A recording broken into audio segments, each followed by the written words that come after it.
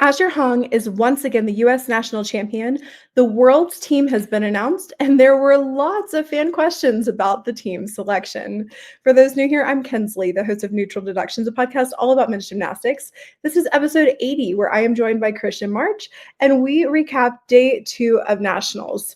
Christian, welcome back. Thank you so much for being here to talk about U.S. nationals with us. Oh, thank you for having me. That was a really fun meet. Some high highs and some really scary lows. Some very scary lows. It's interesting. Before nationals or championships got started, I put out this pre-poll and was like, who do you think is going to win? Is it going to be Fred? Is it going to be Asher? And basically everyone voted for Fred except for us. There were very few people. And I was really losing my mind. I was like, have I missed something? But I think people forgot that the bonus system was coming back, and that Fred was going to be getting 3/10 neutral deduction each day of competition.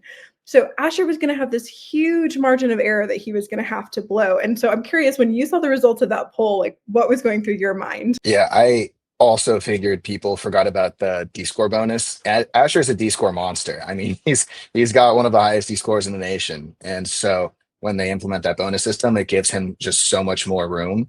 And that plus, like, Fred was busy. I mean, he took time to train in Japan and in China. He spent some time in Uganda.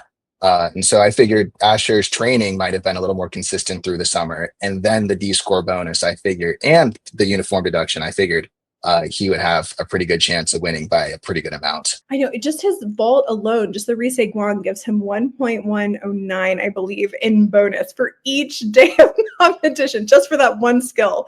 So anyway, all that to say, Asher Hung did come out on top as the national champion, and we're going to walk you through what happened day 1 and day 2 of competition. Day 1's going to be a little bit of a shorter recap because I did an entire podcast about day 1, which is up on YouTube and Spotify and all of the major podcast platforms. So here's some fun stats from day 1 of competition. Asher Hong's day 1 all-around score without bonus, the 83.45, was the number 10 all-around score in the world if you count non-repeating scores. So Hashimoto Daiki has several in there, Oko Shinosuke has several in there. So if you take all of those out, he's at number 10 right now. That's a really good place, I think, for him to be heading into the World Championships. Cameron Nelson performed the 6-3 difficulty on floor, which officially means he currently owns the highest difficulty value in the world on floor. Mind blown. I'm like, why are more people not talking about this? There should be articles on all the major platforms. I was expecting like a USAG graphic, like hardest difficulty in the world. Like that's been their whole thing. They're pushing difficulty. You have an athlete who's now done that. I'm like, why are people not talking more about this? Then you have Donell, who matched Courtney Tulloch's world leading D-score on still rings with a 6.0. Also very, very exciting. And then Patty Hoop's day 1 pommel horse score, the 15.05 without bonus, is now the world leading score on pommel horse. He just bumped Gabriele Targhetta of Italy. So that has to feel incredibly good going into the World Championships. What about you?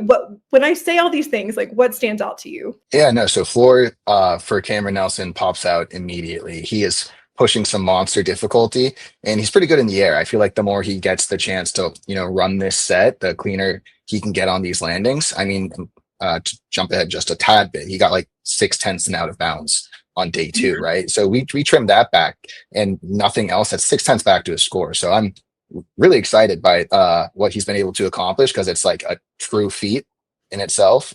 Moving a pommel horse, I've been referring to Patty Hoops as the Grim Reaper. I think he shows up and he just kills pommel horse hopes for just about everyone else. I mean, of course, that we have several guys who are very competitive with him, but man, he is a machine. He is consistent, he is clean, and he's got difficulty. Rings, Donell, yeah, I think it's awesome that he came back from an Achilles tear to the hardest dismount on rings, which is also named after him. That's just like an insane jump. And the routine he's doing, he said himself, like the stuff he's doing on the rings is just about the easiest ring set he's ever done. So he's doing a 6.0, which is tied for the highest difficulty in the world, with room to upgrade. So I think that's crazy. And it looks easy for him. Right, you see these videos of these guys who are, Liu Yang is doing the neck crack, and Eleftherios Petronius is also doing something. He has now reached that stage of like still rings strength and perfection were on the rings. I'm like, I need him to have some sort of like signature move that like distinguishes him from other people besides his own name I skill. can Oh, of course. I can point something out real quick. It's super niche, but I always lose my mind over it. So he opens with, the uprise Maltese press to planche, right? And so that's a very difficult skill, despite the fact that it's only valued at a D. Almost no one does it. I did it in college. And what you'll notice is Donell opens his hands on the uprise Maltese, which is, to show no shortening the lever arm, no false grip, and that's how easy the skill is. But he also completes the push to planche with his hands open and does the planche with his hands open. And as someone who has done a Maltese press to planche a million times and did not think it was very hard, towards the end, I actually did, in fact, try a Maltese press to planche with my hands open and did not move a single inch. I do not understand how he does that and how he makes it look so easy. So if you're ever looking, that's something to keep an eye on, because when he does that and they're talking about how difficult it is, I just want you to know it is even harder than the announcers are making it seem. That's so interesting because I feel like I feel like Tim Daggett is always pointing out like the open hands and when an athlete is in that position. And I don't feel like that was recognized during this broadcast. And it's something that I certainly missed. So I'm so glad that you have pointed that out, because I will be looking for that next time he does his still rings routine. I think it would be remiss of us to go through this podcast if we didn't take a quick moment and talk about uniforms. So of course the big headline was Fred Richards' uniform. And of course, we talked about this. He got the 3/10 neutral deduction for each day. I'm curious, what are your thoughts? Day one, you had the blue uniform with the stripes. Day two, you have the gray uniform with a little less pattern. Did you have a preference? What are your thoughts on the functionality of the uniform as a gymnast yourself? Tell me more. Yeah, I think I prefer the less pattern just visually, but I do think I preferred the shade of blue than the shade of gray he used on day two. I think I'm okay with the idea of, a more comfortable uniform for the athletes who want them. I want everyone to feel comfortable while they're competing. I personally like the current uniform. I think tanks look as good as they ever have. I think they are cut very well now. The tanks that I got in college compared to the ones I got in club were better designed for like an adult male body, much more comfortable. I think for me, I feel similarly. I think I prefer the shade of blue, like from that aesthetic, but the stripes on the leg felt a little distracting to me. It almost took away from the line, in my opinion, and the mismatch of it seemed like the pants and the tank matched, and then the shorts and the socks matched, but there was also a gap between the leggings and the sock. And so for me, I think if there's like the third iteration, maybe something I would like to see is something a little more fluid, maybe not patterned on the legging side of things, and something that goes continuously into the sock so that you don't have that broken line. I think that that's just something that I'm looking for as someone who watches and criticizes gymnastics. I want more continuity for it. But I thought that this was a better design than the first iteration, and I'm curious to see what he's going to come up with next. In terms of one other uniform that I want to mention, I am so pleased with the Evo design that they had last names on the uniforms. This is what I've been asking for so many years. Like, especially when we're in like podium training at a major world championships, it gets really hard to tell who the athletes are because they don't have bib numbers and they don't have last names on their uniforms. And especially if you're not really familiar with certain athletes who are from lesser known teams and you've like got your binoculars out, like trying to figure out like who's going on what event. I'm like, just put the last names on the uniforms. It would make everything better for so many people. And then, there's a couple sets of twins as well on the women's side in particular. And I'm like, put their last name with their initial, because we'll even ask some of the Italian photographers and we're like, which one is that? Is that Asia or which one? They're like, honestly, I can't even tell the difference either. So I think it's an all around really, really good choice. For a quick recap, moving on to day one, a couple of things. One of the big questions I got over and over is what happened with Steve's pommel horse routine. So he was intending to do a 6-2 pommel horse routine. He did a much less difficult routine. I would say an unintended routine. So Christian, can you break down what went wrong where and how he ended up improvising and staying on the horse and still getting a 9-0 in execution? I'm going to try and break down the exact skill terms for those who might not be as familiar first. So what Steve was attempting to do was a sewn flop, right? And so a sewn is a full spin on one pommel using one hand, and a flop is a series of circles and turns on one pommel. And the more the more turns and loops you do or circles that you do, the more difficulty you get. And so what Steve was attempting to do was a sewn flop, and the sewn flop is difficult in that when you are going around for that full turn, it's imperative to keep your shoulder directly over top of your hand or slightly in front of it. But it's you speed up while you're doing this motion as well. It's very difficult to control. And so when Steve went for that stone flop, his shoulder got too far over his hand. And what happened was instead of being able to block back with his dominant circling hand into a loop to then do the loops and Stockleys needed for his flop sequence, he actually fell forward. And I say fell forward as in he fell off the handle, but he did not fall off the horse. And that is actually not a deduction to not complete the skill that you were going for, as long as you didn't break form. They just give you credit for whatever you did complete and then continue on. And so since he did not complete the sewn, he did not get credit for the sewn. And so he didn't complete the sewn flop, he didn't get credit for the sewn flop. Instead, he just stepped down to the middle and then continued a half Magyar to the end because he was facing forwards.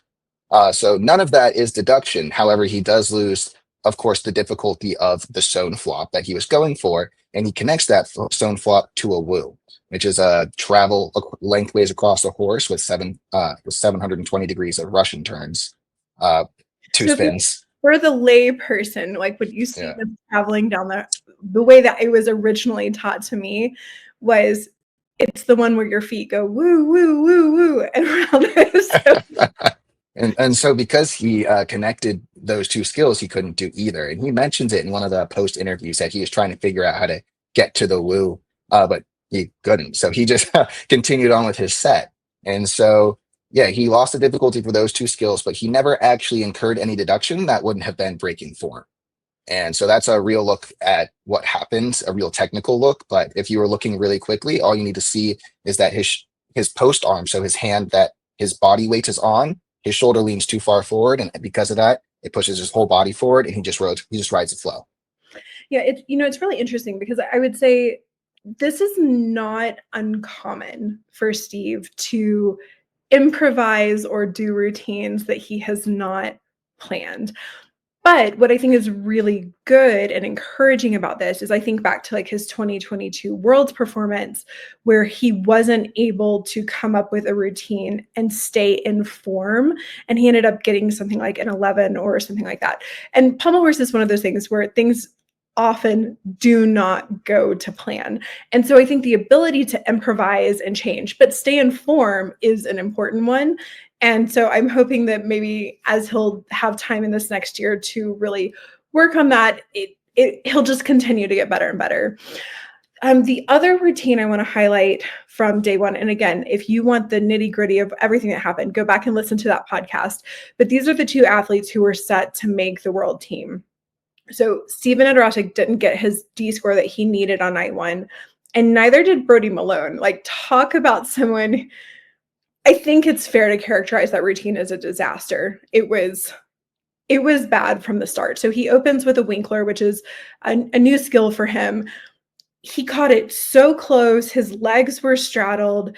He went for his Takimoto skills super, super late, kind of fell out of both. And then he fell on his Lucan again. And he definitely did not get the difficulty score that he needed. And in fact, looked like he was not going to be in position to make the world championship team at all.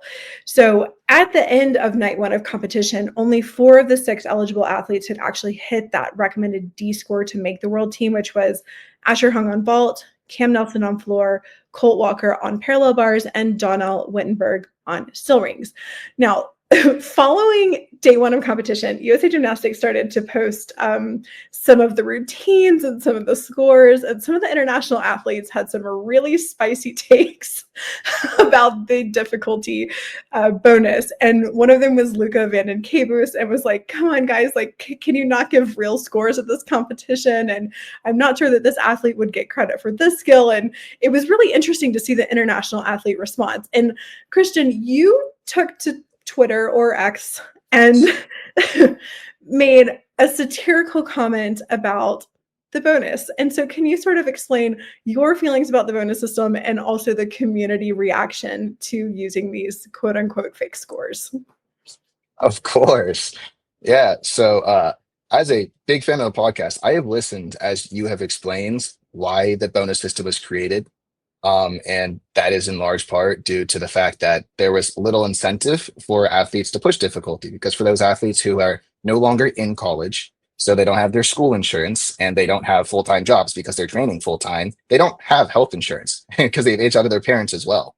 And so by training on national team, they get access to the money they earn for being on national team and health insurance. And so were you to come to champs or winter cup, which is where you make national team and you push difficulty and you fell, you lose access to your money from being on national team and your health insurance, which makes it exponentially more difficult to continue training full time. And so the bonus system was created in part to combat these issues, where if you are attempting to push difficulty, you get a bit of a cushion. So if you mess up, you are not horrendously penalized for it like you might have been otherwise. And that like makes sense to me. That's like a pretty earnest attempt at fixing the bonus, at like fixing the issue. I understand a lot of criticism that comes in that people complain about using the bonus scores to decide national teams and pardon me, not national team, more specifically like world teams and such. That is a valid complaint to me. The criticisms of this is confusing, I don't understand as much. The higher number still wins. And so that part doesn't confuse me. And as long as the non-bonus scores are published and available, and then I don't see much reason to be upset. And then if they use bonus scores to make a team, once again, that's like a valid reason to complain. But otherwise, I think until someone like comes up with a better solution than the bonus system, I would rather prioritize making sure that these athletes are getting access to their stipend and health insurance. So if we need to review, go back over selection team criteria, perfectly fine with me.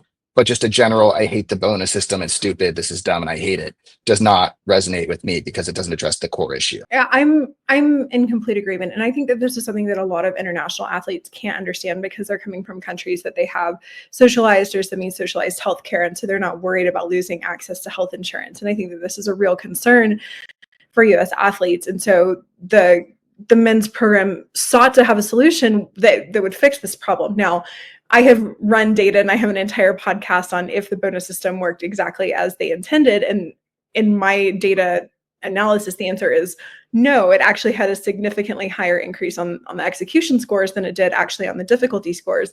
And so I'll be interested to see if they're going to be able to capitalize and grow and actually have even more competitive D scores heading into LA. Like we can't say because we only had 3 years of the bonus system, but I don't understand why people are so upset, aside from the fact of automatically selecting world team members with fake scores. That I'm not okay with. And we were going to do a whole analysis in this podcast of did the bonus system actually play in, and did any of the people who made the world team get selected based on the fake scores? But they haven't released the non-bonus system scores yet. And Christian and I were not about to go through and calculate that for every single one of the 50 athletes that was competing this weekend. So we will follow up to tell you if that had any impact a little bit later on. So let's move on to day 2. So the broadcast comes on and we start with Steven Udder-Ostic, who is, I think, one of NBC's darlings. And immediately he gets up and he falls on the Busnari. So at this point, we know it's over. He's not going to make the world team. And what was really interesting to me was in his interviews, he was so joyful and just happy to be back, and said, I had so many reasons to not come back and compete, but I wanted to be here. And I was so impressed with that message for younger athletes, because I think there's always such this fear of failure, and it prevents you from getting out on the big stage and doing the things that you love doing. And so for them to see this person who's been this hero for men's gymnastics say, I knew it, I maybe wasn't ready, but I wanted to be here and compete anyway. I think that's an incredible message for the younger generation. Oh, absolutely. I think we just need more athletes who can like show that they're really having fun doing the sport and how important that is, because we want people to do gymnastics and we want them to enjoy doing it. I think that's so important. It's like why Yoel is one of my favorite American gymnasts of all time, because when he is competing and he is talking about competing, you can tell that being a professional gymnast is literally the highlight of his life, and he could not imagine doing anything better with his time. And I really appreciate that. And it's something I look forward to. It's what I look up to. Like, so when I retired from, college gymnastics, that's why I did club for 2 years, because I still like the sport. And there's just like this huge, like, world team, Olympic team, or national team, or quit kind of attitude, and especially in this country, that I do not love. And so I also really appreciated that messaging, because sometimes you just want to get up and swing pommel horse. And I'm really glad that he was able to do that. Neutral Deductions is your exclusive gymnastics news platform focused entirely on men's gymnastics. To show your support, please subscribe to Neutral Deductions YouTube channel and follow us on Instagram. One of the standouts for me of this competition, Taylor Burkhart on high bar. Wow, did he show up? And I think unexpectedly won high bar. Part of that was due to Brody's meltdown on day one, but part of it was he's just so stinking good on this event. And I would say in the US, maybe a really underrated athlete. So if you were to comment on his high bar routine, what is the thing for you that like draws you into his gymnastics on that event? Before, it was that he had a really unique style. He picks releases and skills that are not especially common. And now they're meta, right? They have changed the code. And his whole routine full of skills that he's been training all gained value. And so he was already doing them, and now he's benefiting more from them. And so one of my best friends and I and teammate have been talking about how we are ready for the turn of Taylor Burkhart, because between the triple pike, which he could do forever, and the Winkler, and he's been training the Ginger as well, and Liukin. He's such a talented athlete. And Stalder Rabalko as well. That's another skill that like was literally judged out of existence and has since been brought back a little bit. And he is benefiting from those skills that he put time into in the previous quad, just because that's where his talents lay. For him, so this is like jumping forward again just a little bit. He was left off of the world team, and we've got a question as to maybe why he was left off that world team. So we are gonna get into that. But for me, I think just enjoying his gymnastics for what it is was a highlight for me. Now, in that same rotation, Asher Hong was also on high bar, and he fell and he hit his head. He confirmed that he hit his head. I was pretty concerned when he popped up that quickly, because I was like, you hit your head. I'm pretty sure you hit your head. And why not stay down just a little bit longer, or make sure that there's some sort of medical evaluation? So I was happy to see that he ended up being able to complete the competition, but it did make me just wonder if there should have been some sort of medical intervention. Like, should the athlete be able to say, I am okay? Because from what I know from a lot of elite athletes, they want to continue regardless. And I wonder if that is the best protocol. Now, speaking of scary falls, I think probably the scariest fall I have ever watched live, I'm pretty sure about that, was Donell's still ring routine, his dismount. I screamed, like actually screamed out loud, grabbed my husband. I was like, I thought we were about to see something very similar to what happened to Lorenzo Bonicelli just a few weeks prior. And what happened was he went for his triple pike dismount. He lets go of the rings, but the ring somehow comes back and his arm gets like stuck in it, and then he grabs it, miraculously seems to be able to slow himself down, and Psych, his coach, got underneath him to be able to try and save him should that have been necessary. Now, Christian, you competed at triple back off rings. You and I have had extensive conversations about this skill and thoughts about, is it possible to save someone if the skill goes wrong? How do you bail out of the skill if this goes wrong? So as someone who's competed a triple back off slow rings, walk me through what your thoughts were. Like, were you also as scared as I was? What did you think about Psych's response? All of those things. Yeah, I'm going to start with I would have met the Lord. That would have been it for me. I would not have saved that in any way, shape, or form. Uh, so when I was watching it initially, I thought that his forearms were fatigued and his one arm just had not released because it was so quick. Because I thought I saw him throw, but then he was still on the ring.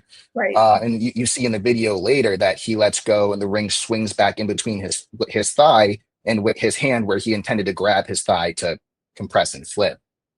Right. And so when I saw he was still on the ring, my only thought was clear your head at that point. And when I saw he then grabbed back onto the ring, I was like, okay, he's slowing himself down, but because he's got pressure on one side, it's going to put him sideways. What's going to happen to his knees? And I see Psych getting underneath of him, and Donell is a tank. He is a very strong, muscular man. And Psych, I'm sure very strong in himself, but also is human. And I would be more concerned that he would get crushed trying to stop whatever would have happened to Donell. But he seemed to have hit the mat at just the right angle, still a little sideways, but he completed 3 flips still somehow. But I mean, even in the end, I was like in, like a cold sweat. My heart was pumping. Like I'm like gripping the couch cushions. I was very surprised he was all right. I was terrified. And it has made me wonder, is the FIG going to reevaluate how much triple back dismounts are off rings in particular? Because this is 2 pretty scary releases we've seen within 2 weeks' time. And I am just very curious to see if anything will happen, if they'll be downgraded, if they're going to be removed. I don't know. But to have these 2 incidents happen back to back, I think it's gonna have people on that men's technical committee talking. So very, very, very thankful that Donell is okay and that he was able to slow himself down, land on a safe area of his body, and will be able to continue gymnastics. Moving on, probably the highlight, I think the best routine of the night for me, Asher Hong's floor set. Oof. Woo! I was like, did you borrow some of Yule's like sticky feet while Yule is not competing? I mean, how good was that routine? Oh, it was incredible. The full double front stomped, full double pike, such a difficult pass, and then double full down the side stuck, and then lay dub also looked like it might have been a stick, and then tuck dub dismount, definitely a stick. I mean, goodness gracious. That was a 14-7 no bonus. I know. And when he put that routine to his feet, I was like, I don't know if Cam is going to lock that spot, which was one of my predictions, actually, that he would get the 6-3 difficulty, but not win the event. And I knew if Cam had repeated the same routine as he did night 1, he would win. But that's really hard to do with that amount of difficulty. And that's exactly what we ended up seeing from Cam. Is it was just a little bit less tight than normal. He was bouncing out of bounds. At one point, you alluded to this earlier, he had 6/10 in deductions between the 3/10 hop plus the both feet out of bounds in one corner. And he ended up giving way for Asher to win that event by the smallest of margins. But it does matter. It does matter if you have less difficulty and better execution. So that made things really, really interesting for the selection committee. Speaking of just other interesting, good routines, things that happened, I want to talk about Patty Hoop's pommel horse routine.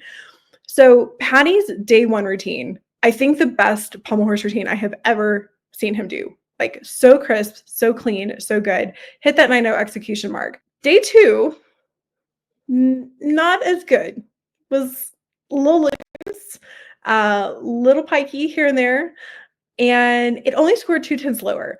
And so my question was, where is the consistency in the judging on pommel horse? Because pommel horse felt a little easy to me in the judging all weekend. Do you agree or disagree with that? I'd probably agree with that, yes. It just felt like the scores were a little bit high. And then Patty's incredible in himself.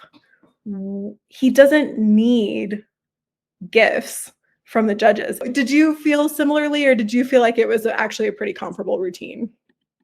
No, I thought they were a little closer than I think they should have been grouped. But I did feel like generally there were some routines that I thought could have scored a little lower, and I would have thought that was reasonable. And one of the clearest examples, although I will say in the past he has been disrespected on horse, was Asher. Asher went 13-6 on horse day 2, and his horse has gotten better, and he is good at pommels. But I think a 13-6 might have been a little high. Just as like one example, like because most of the team routine is pretty good, but that last flared side travel he does over the handles both days, where we're teetering on a fall no credit type deal. Now, the other interesting thing about horse was Brandon Dang actually upgraded his day 2 horse routine.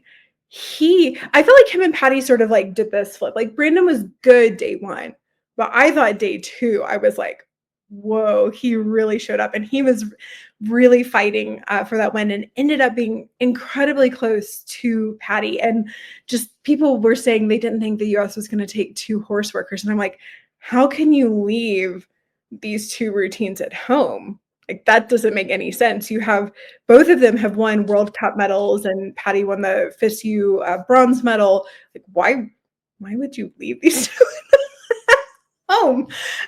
So anyway, all good things there. A couple other interesting things from the broadcast. Did you see them rip Josh Karn's scale apart? Oh my God, they laid into him. I was like, can you leave this poor guy alone? Like, I mean, his scale it's not perfect, but it's not that bad. It's not that bad that you need to make like a whole like scene. This is not Nazar Chipurny on floor at the World Cup earlier this year, like with airplane arms, like can't keep it straight, and the Kazakhstan team is like laughing their heads off at him. Like it's fine-ish, but they were like, look at this, and it's not straight here, and it's just like not a good scale. And I was like, this poor kid, like I didn't think it was that bad. Yeah, and I was also surprised they took like a full like actual minute of airtime to lay into him about his scale also after the floor routine that he had just done. It also makes me laugh generally when people are like, "Oh my gosh, the scales are so bad." Like, why? And it's like the athletes have been so aggressively clear that they have hated the scale since it was announced in like the first update. They're like, yeah, we don't want to do this. I'm not going to try. People were putting it first so that they didn't have to do it, and everyone's like, why aren't they doing this thing well that they have said they don't want to do so clearly? And it just makes me laugh. It's like when you tell a teenager to clean their room. Like, I know. I know. Okay, a couple other things before we head on to the world team selection. So, artistry, Jackson Harrison, their routine. I'm obsessed, and I wish it got more airtime. It's not the most difficult routine, but when 14 was, I think, the 3rd highest score day 1 without bonus. I feel like they have improved so much since going to Evo, and I don't know what sort of magic they are working down there in Florida, but I am super excited for what Jackson can do in the future. I loved the routine. What did you think? oh, Jackson's been on a tear. I've just been so impressed with what they've been able to accomplish. They have learned so many skills, and it doesn't look haphazard when they're doing them. They put them in, they look good, and it's also really cool because they're a taller athlete. I think so Jackson's tall. around like 6 foot. To watch Yeah. a 6 foot tall athlete do a lay double on floor is nuts. Well, watching them line up with the rest of the Evo crew is so funny because it's like Jackson. Yeah. I love it so much. So I am really looking forward to what Jackson can do in the future. And another one that I'm watching, Charlie Larson from Michigan. Mhm. He finally added the double front. We did Yeah. had the correct D score for that. But Shao has so much planned for Charlie. And people kept saying, "Oh, do you think Charlie's going to make the world team?" And I was like, "Not this year. There's not enough time to add in the difficulty, but he has the talent." So one to watch in the future as well. Um, I I think think he did the whip double layout, by the way, which I don't think they called attention to on the broadcast, but I think he did whip double layout for connection, which is very difficult and unique. You don't really see that almost ever. one of the final routines of day 2 was Colt Walker's parallel bar routine. So Colt was one of the ones that was in position to lock his spot onto the world team. Was not his best routine on the bar and then fell on the dismount. And not only did that mean he was not able to auto lock his spot, but it actually took him out of eligibility altogether to make that world championship team because he wasn't in the top 3. After day 2 of competition, Asher, of course, if we mentioned, won the national all-around title. This is his second all-around title, followed by Fred Richard in silver. And then Fuzzy Venice was the guy who ended up getting third. And we haven't talked a lot about Fuzzy's performance so far. He didn't end up making that world team, and that's a lot of who we were focusing on. But Fuzzy actually went 12 for 12, I believe. Not every routine of his was shown on the broadcast, but he was the only one of the top 3 to actually hit 12 for 12. And I think that that is really, really an important stat because in some ways it sort of defies the odds of what the men's program is actually going for. In so many ways, they're often going for like push D, but it is important to show that when you have these like Paul Judah type figures where they have competitive Ds, but they're not going to be the highest Ds, but they're able to marry that with execution, you can still come out on top. And in the preview episode, I talked about there were probably 10 guys who honestly could have taken this bronze position, and Fuzzy's the one who did it, so congratulations to him. Moving on to floor exercise. Floor exercise was won by Asher, who won several of the events, followed by Cam Nelson, just squeaking behind him by the smallest of margin, and then June Eway of Stanford in third. Pommel horse was won by Patty Hoops, and this is the first national title for anyone from Air Force. So another really big congratulations to him, as he is now part of that world-class athlete program in the Air Force, and I think he's doing a really good job promoting that program and showing what athletes can do if you end up choosing to go to one of the academies. That was followed very closely by Brandon Dang, who is incredibly competitive there, and third place was Brody Malone. On still rings, Asher Hong won that event as well, ahead of Brody Malone and Donell Wittenberg. Vault required the average of the 2 vault scores, so that was Asher Hong in first place, followed by Cam Nelson and Fuzzy Venice in third. Parallel bars was Brody Malone, Asher Hong, then Donell Wittenberg, and high bar was kind of like a set of newer names, so Taylor Burkhart won that event, followed by Crew Bold, and then Fred Richard in third. So moving on to the world team selection. So in the preview, what I had said I thought was going to happen was 2 to 3 guys were going to auto lock their spot. Only one did, which shocks me. Only one guy, Asher Hong. That was a little bit lower than what I was expecting. I thought Asher and Brody were shoo-ins for auto lock. Only Asher auto locked. I said that Steve would be the one to not hit the D score. He was the only one out of the 6 to not hit his D score. And then I said Cam was most likely to get the D score and not win the event, which is what happened. So kind of crazy prediction, right? To come true. So basically what happened is 5 of the spots went to discretionary selection. So the 5 people that the committee ended up selecting was Brody Malone, Donell Wittenberg, Patty Hoops, Brandon Dang, and Cam Nelson. I feel like the committee is so lucky that Colt fell on his parallel bar routine, because if he hadn't, that selection was about to be one of the messiest selections to have ever happened, in my opinion. Because what would have happened is you would have had 2 locks. You would have had Asher and Colt locked in. Then you have Brody, Donell, Patty, Brandon, and Cam fighting for 4 spots. So Patty's going. I think that is not in anyone's, he won the event, got the highest score in the world. Like, that's not a question in anyone's mind. So then you have Brandon, Donell, Brody, and Cam, right? Trying to get into 3 spots. Well, Donell didn't win his event. Brody doesn't have really the difficulty on still rings to compete with the best in the world. And really the committee needs to take him for high bar, but they can't take him officially for high bar because he didn't make the top 3 on that event. So they have to make an argument for him to go on still rings when the person who's below him has the highest difficulty in the world. And the whole committee shtick has been difficulty, difficulty, difficulty, difficulty. So then you go, well, are they not going to take the second pommel horse worker who very easily could win a medal at the World Championships? Or are they not going to take Cam Nelson, who has the highest difficulty in the world? And even with Colt falling, we haven't seen the committee minutes. They're not out yet. But I just know they had to pull some sort of witchery to put Brody on this team. Like, right? Is that how you see the situation? No, the way you've explained it makes a lot of sense to me. Like, but the witchery of like, we need Brody for high bar, but we have to argue for him on still rings. Like,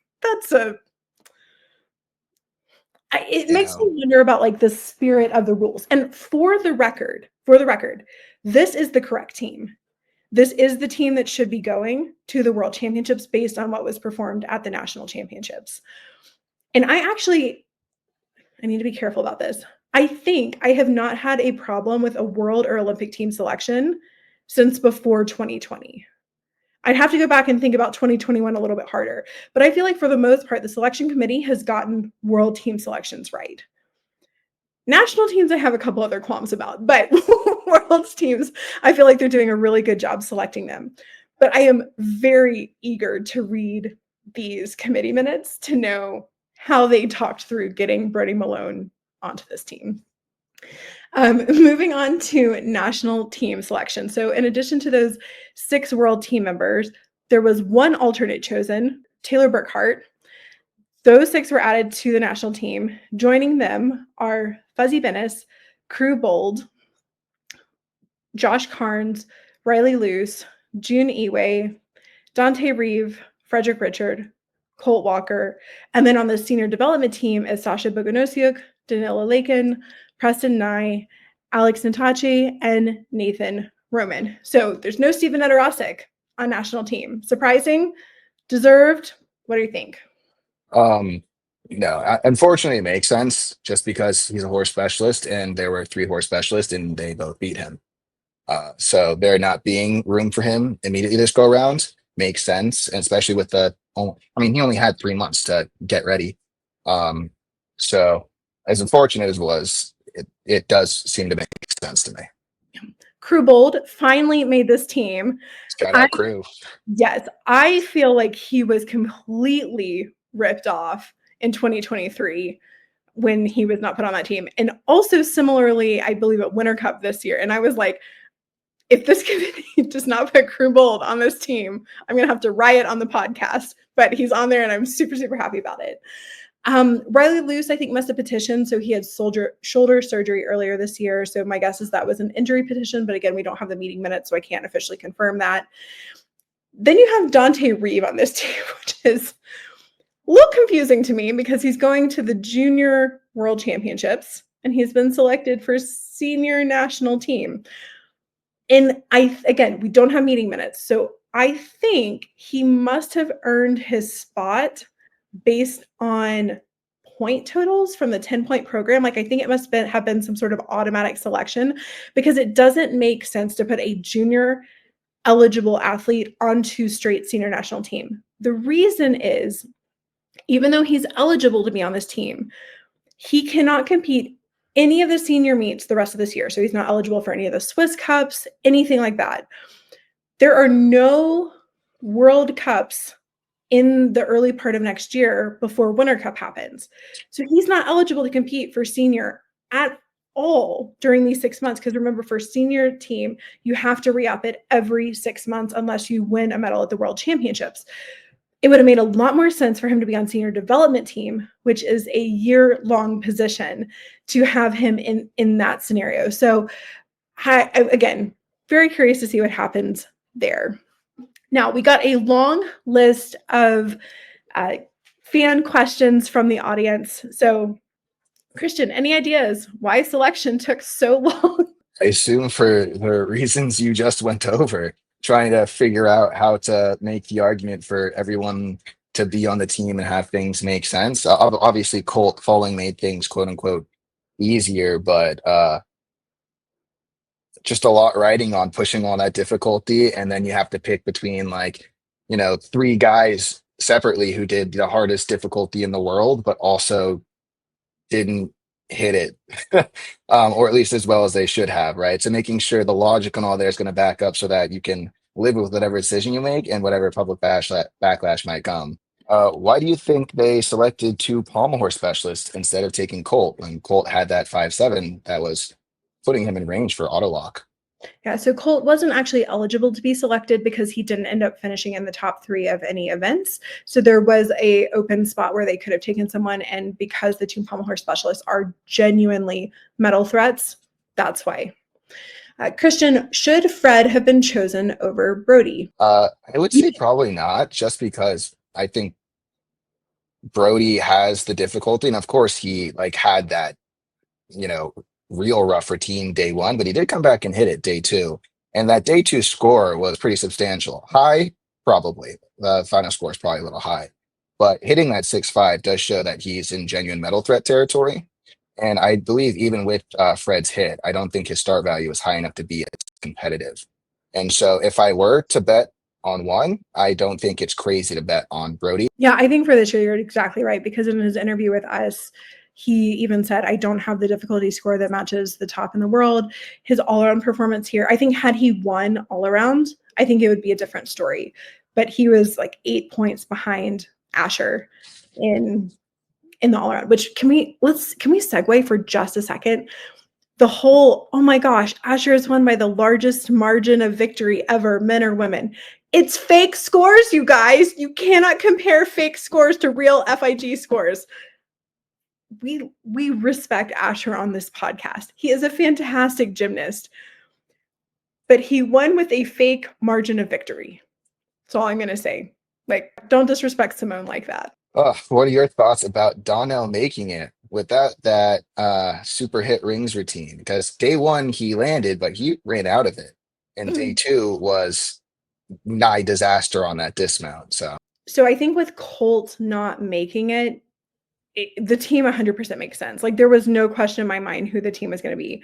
Had Colt locked in the automatic spot, I think Donell actually would have been the one that was left off the team for a couple of reasons. One being, yes, it wasn't ever a perfect hit routine. And the other being that even though while his difficulty is incredibly competitive, his execution as of what he showed at championships didn't match what we're seeing from the top ring guys in the world. So I think Colt falling is actually what gave Donell the ability to be on that team. Christian, what are the realistic chances for the U.S. men lifting their D score enough to vie for a silver or gold in LA? Do you have that crystal ball with you? I left it in Williamsburg when I moved, unfortunately, but I think it's hard to imagine silver or gold just because Japan has the 2 past Olympic all-around champions running right now, and they are both phenomenal. I think podium's definitely still in the picture. And maybe if China has, or if one of the countries has like a last minute 3 fall high bar meltdown, it's possible.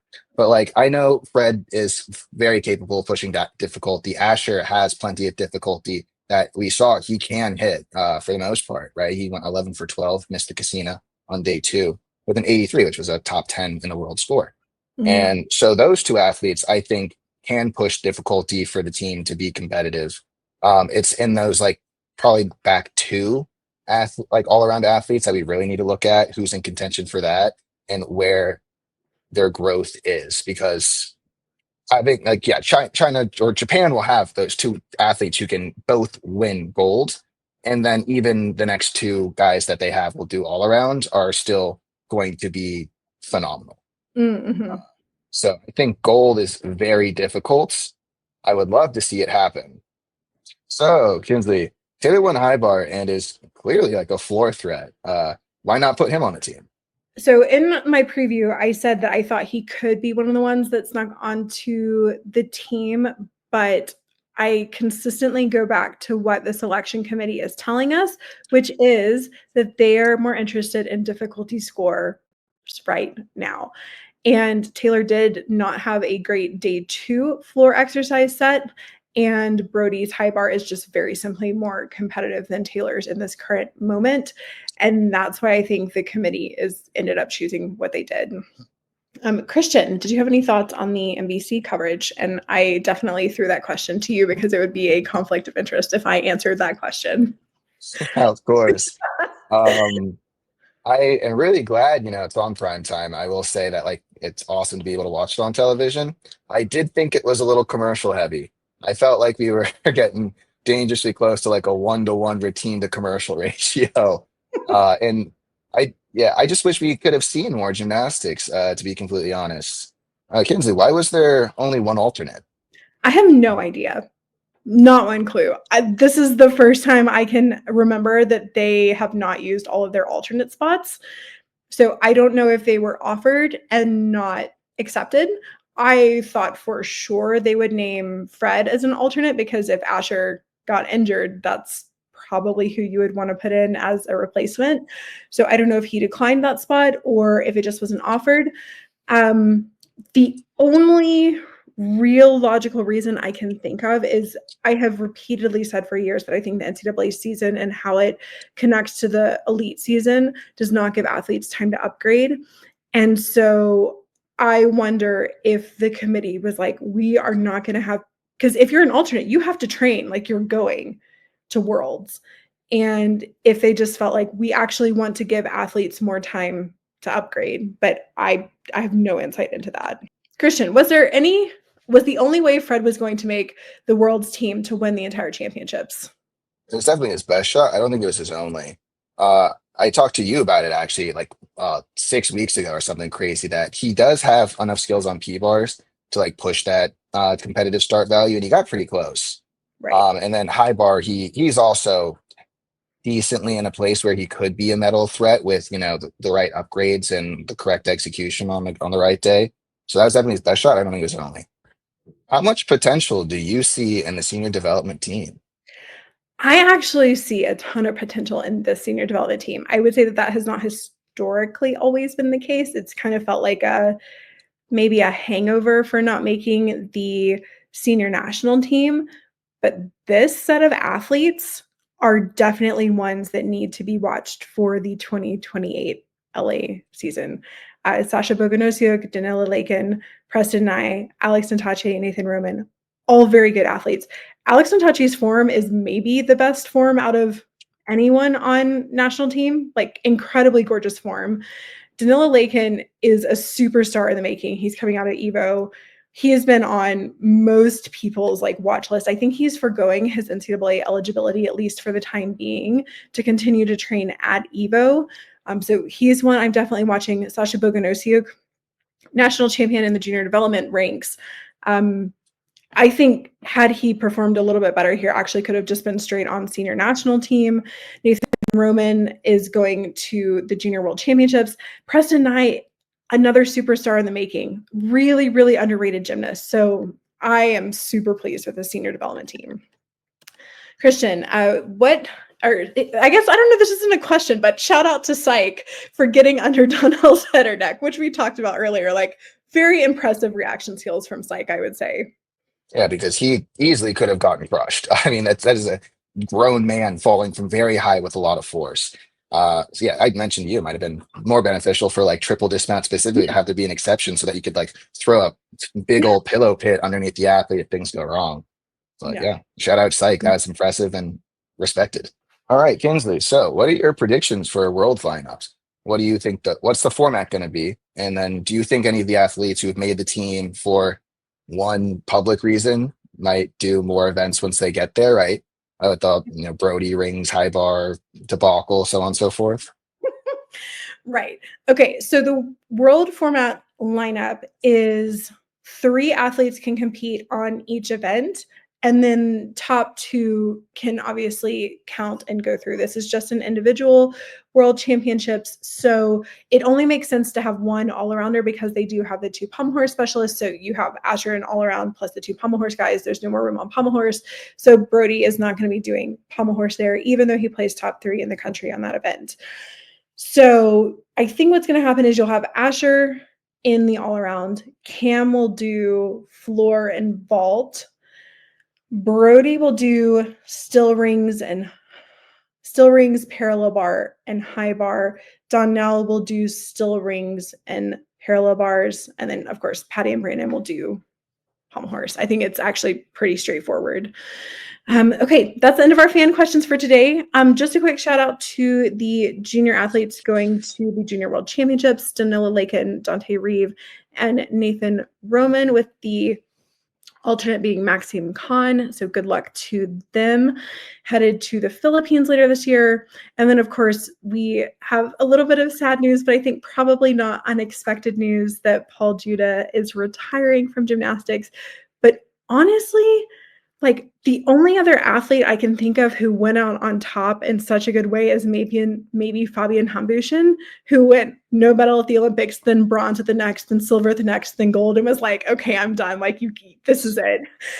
Paul Judah in the last year made the Olympic team, won an Olympic medal, was the highest ranked U.S. gymnast in the all-around, won NCAA team championship with Michigan, which was his lifelong dream, and then at the end of the championships proposed to his longtime girlfriend, and now they're getting married. Like, it's just like, what more is there to do? So we are incredibly grateful to Paul and everything he has brought to the sport, and wish him well.